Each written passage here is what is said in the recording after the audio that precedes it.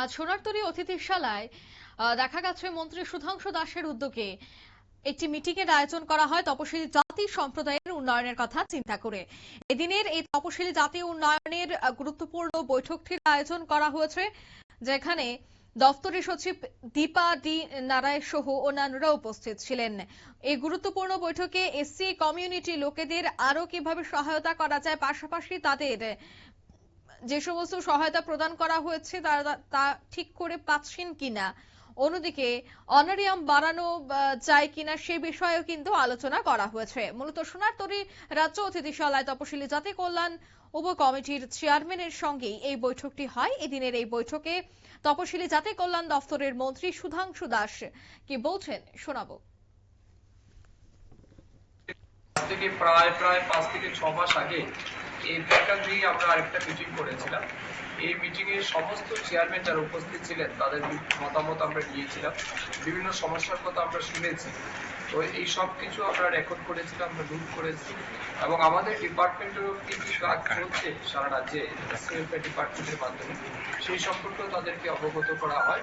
তো আজকের এই মিটিং এ আমরা কি আলোচনা ছিল, তার উপর কি অ্যাকশন টেকেন হয়েছে, মানে অ্যাকশন টেকেন রিপোর্ট আমরা চাইব।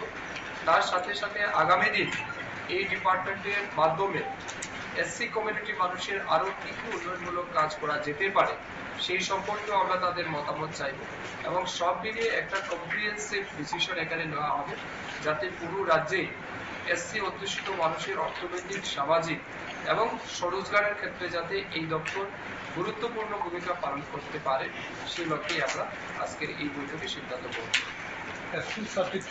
প্রসেস চলছে পুরো রাজ্যব্যাপী, যেখানে যেখানে যে সমস্ত সমস্যাগুলি আছে, কোথাও কোনো গ্রিভেন্স আছে কিনা না এই বিষয়ে আলোচনা হবে।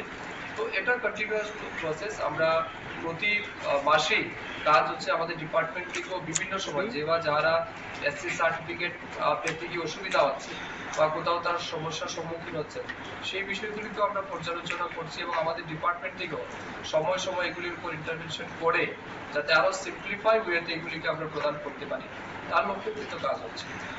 এখন পর্যন্ত পিএম মডেল স্কিমে কত পেয়েছে? তখন এটা একটা চলমান পদ্ধতি। প্রধানমন্ত্রী অনুসূচিত জাতি অভ্যুদয় যোজনা একটা সেন্ট্রাল স্পন্সর স্কিম, বিশেষ করে এখানে 3টা কম্পোনেন্টে আমরা ফান্ড পেয়ে থাকি। গ্রান্টিনেড ফান্ড বা হোস্টেল কনস্ট্রাকশনের জন্য, তার সাথে সাথে স্কিল ডেভেলপমেন্ট হোক, এরকম বিভিন্ন 3টা কম্পোনেন্টের মূলত আমরা ফান্ড পেয়ে থাকি। তো বিভিন্ন সময় বিভিন্ন ব্লক থেকে, সাব ডিভিশন বা ডিস্ট্রিক্ট লেভেল থেকে যে সমস্ত প্রপোজালগুলি আমরা পাই সেই প্রপোজালগুলির উপর কাজ হচ্ছে। তবে এই জায়গাতে একটা সমস্যা আমাদের এটাই আছে, বাট আমাদের কাছে ডেডিকেটেড কোনো অফিসার ব্লক লেভেল বা sub division level either district লেভেলে কিন্তু নেই, যার কারণে এই কাজগুলিকে ইমপ্লিমেন্ট করতে গিয়ে আমাদের অসুবিধা হয় কোনো সময়। তো আমরা চেষ্টা করছি যাতে দ্রুত এই বিষয়টাকে অ্যাড্রেস করে এটাকে সলভ করা যায় এবং আমরা আশাবাদী আগামী দিন নিশ্চয়ই আরো অনেক বেশি ভালো কাজ আমরা করতে পারবো।